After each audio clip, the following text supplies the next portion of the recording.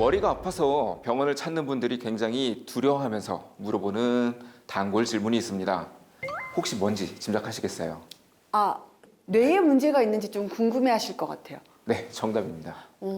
머리가 아픈데 뇌출혈 아닐까요? 혹은 뇌경색은 아닙니까? 이렇게 묻는 환자들은 결론부터 말하자면 뇌질환이랑은 상관이 없는 경우가 더 많습니다. 오히려 한쪽 몸에 힘 빠짐, 떨림, 감각이 떨어짐, 물체가 두 개로 보이는 증상 등등이 오히려 의사가 봤을 때 이거 큰일 났네 하는 경우가 많습니다. 그러면 궁금해집니다. 뇌는 멀쩡한데 대체 머리는 왜 아플까? 그래서 지금부터는 사례를 통해서 두통의 기전, 치료 방법을 말씀드리겠습니다.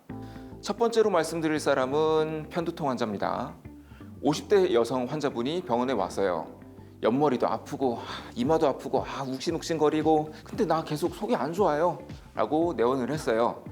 환자분의 경우 항상 체하면 머리가 아프다라고 하셨는데 체할 때 머리가 아픈 것도 알고 보면 편두통 증상인 경우가 많습니다.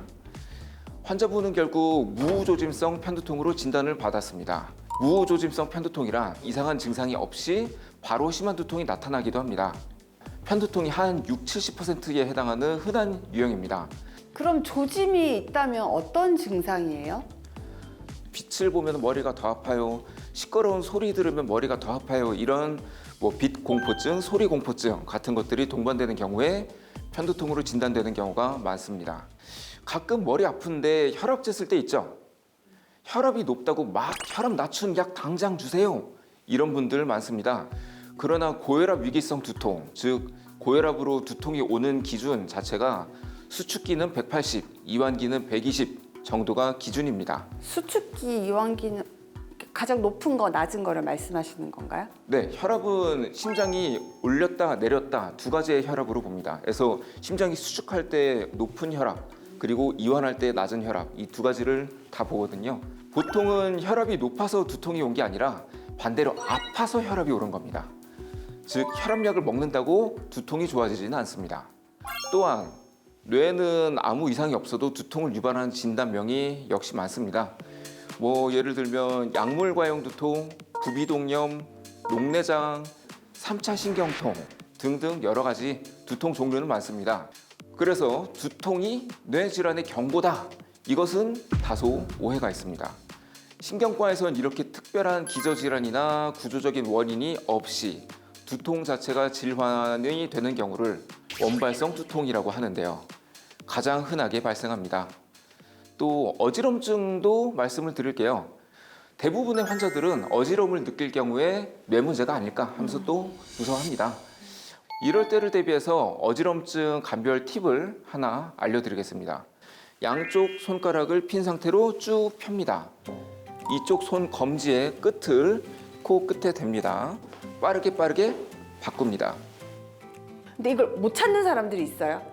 그럼 그게 못 찾는 게 약간 두통과 관련이 있는 거예요? 응급실입니다. 그냥 응급실 가시면 됩니다. 아, 이걸 못 찾으면? 응급실 가서 CT 찍든 MRI 찍든 일단 머리에 진짜로 뭐가 문제가 있느냐를 보면 됩니다. 혹시 내가 지금 응급실 뛰어가야 되나 말아야 되나, 이런 순간에 바로 해보라고 말씀드립니다. 마지막으로 두통을 유발한 부위의 근육을 찾아서 풀어주는 것도 도움이 됩니다. 근데 검사했을 때 별 이상이 없다? 그럼 저는 실제로 환자들의 목 근육을 진짜로 만져서 그 근육을 풀어주는 편입니다. 몸은 정면으로 두고 고개를 한쪽으로 돌렸을 때 이렇게 일자로 쓰는 근육이 있어요. 여기 귀뒤부터 여기 쇄골 끝까지인데 이 근육이 꽉 조이면은 뒤통수부터 눈 주위, 앞 이마까지 두통이 발생하는 경우도 많고요. 또 여기 뒤통수 척추 옆에 근육 같은 경우는 이게 경추 길이근 중에 하나인데 여기가 조이면은 또 이렇게 뒤통수 쪽이 아플 수가 있고 그렇습니다.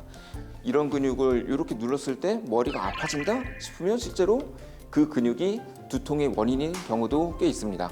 하지만 두통의 원인이 너무 다양하기 때문에 이 모든 처치 검사들은 전문의와 상담을 하고 진행하는 것이 필요합니다.